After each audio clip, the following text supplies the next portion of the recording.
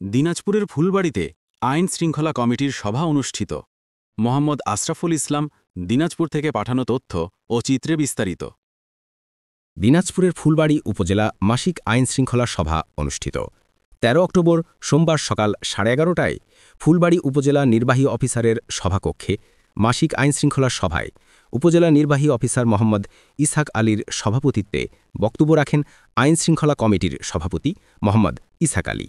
এ সময় অন্যান্যদের মধ্যে উপস্থিত ছিলেন ফুলবাড়ি উপজেলার সহকারী কমিশনার ভূমি মোহাম্মদ জাফর আরিফ চৌধুরী, ফুলবাড়ি থানার officer incharge AKM Khandaker Mohibur Rahman, সেনাবাহিনীর ক্যাপ্টেন মাহমুদ কায়েস, উপজেলা প্রধান সমন্বয়কারী NCP মোহাম্মদ ইমরান চৌধুরী নিষাদ, উপজেলা ত্রাণ ও প্রকল্প কর্মকর্তা মোহাম্মদ মিজানুর রহমান, বেতদিঘি ইউপির panel chairman Abdul Mannan, Shibnagar UP chairman Mohammad Samedul Islam master, উপজেলা মাধ্যমিক কর্মকর্তা মোহাম্মদ নূর আলম, ফুলবাড়ি 29 বিজিবির সুবেদার মোহাম্মদ খালিলুর রহমান, মহিলা বিষয়ক কর্মকর্তা রীতা মণ্ডল, কাজীহাল ইউপির চেয়ারম্যান মোহাম্মদ কাঞ্চন, উপজেলা আনসার ও ভিডিপি কর্মকর্তা রীতা রায়, GM উচ্চ বিদ্যালয়ের প্রধান শিক্ষক মোহাম্মদ তোজাম্মেল হক, মাদিলাহাট কলেজের ভারপ্রাপ্ত অধ্যক্ষ মোহাম্মদ আবু শহীদ সহ উপজেলার আইন শৃঙ্খলা কমিটির সকল সদস্যবৃন্দ ও প্রিন্ট মিডিয়া সাংবাদিকবৃন্দ উপস্থিত ছিলেন।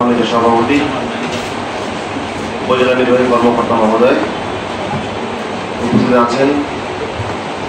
বর্তমান আর্মি ক্যাম্প থেকে ক্যাপ্টেন মাইস্টার উপস্থিত।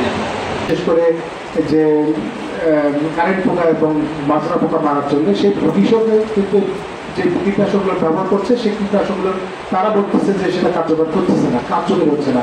তার মানে এটা কি কোনো 2 নম্বরে ঢুকে গেল কিনা বাজারের ভিতরে, সেটা কি তদবির হয়েছে। আমাদের সামিউল উত্তর নির্বাচন অফিসার ও সে যোগদান করবে, তো ও চলে যাবে। আমার এসিল্যান্ড আপনাদের সাথে মানে দীর্ঘদিন একসাথে কাজ করেছি, তো চলে যাবে। ওরা এই প্ল্যাটফর্মে আজকেও শেষ দিন, পরে আমরা হয়তো আমরা আমাদের অফিসারদের পক্ষ থেকে আমরা বিদায় সম্বর্ধনা দিব। তো আপনারা ওর জন্য দোয়া করবেন।